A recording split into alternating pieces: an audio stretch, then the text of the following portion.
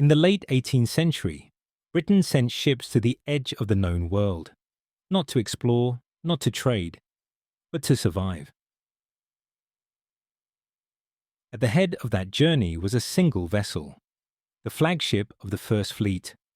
Her name was HMS Sirius. She would carry an empire's hopes across the globe, and she would never return. HMS Sirius was never meant to be famous. She was not built for war, not built for legend. She began life as a merchant ship, practical, ordinary, reliable. But Britain had a problem. Its prisons were overflowing. Its solution was exile. In 1787, Sirius was purchased by the Royal Navy, refitted, armed, and placed at the front of an unprecedented expedition. 11 ships, over 1,000 people, one destination, 8 months at sea, storms, disease, death below decks. And still, Sirius held the line. In January 1788, she led the fleet into Port Jackson. The colony of New South Wales was born, but birth does not guarantee survival. Sydney Cove was failing. The soil was poor. Crops withered. Rations shrank. Governor Arthur Phillip understood the truth.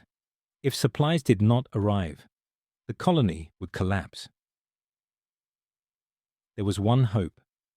Norfolk Island, remote, fertile, dangerous. Norfolk Island was meant to feed Sydney, and in March 1790, HMS Sirius was sent to secure that future. It would be her final voyage. Norfolk Island had no harbour, only reefs, heavy surf, and unforgiving winds. As Sirius approached the shore, the weather turned. Anchors were dropped, the cables stretched, and then they snapped.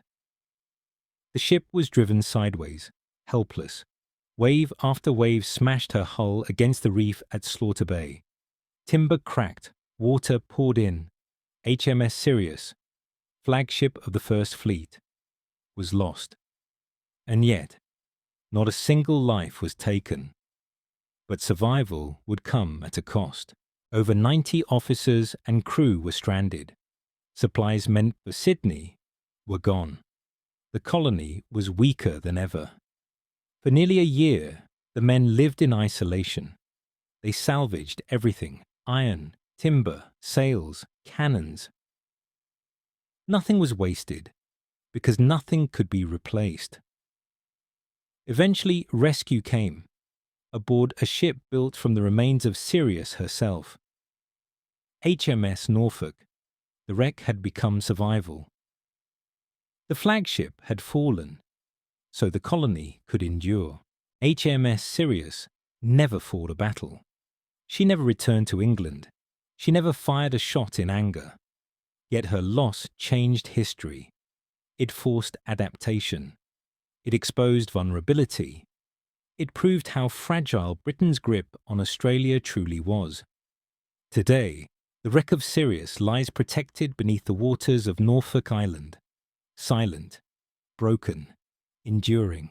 At the edge of the world, HMS Sirius fulfilled her final duty, not by returning home, but by ensuring a distant colony survived. The ship was lost. But the story of Australia had only just begun.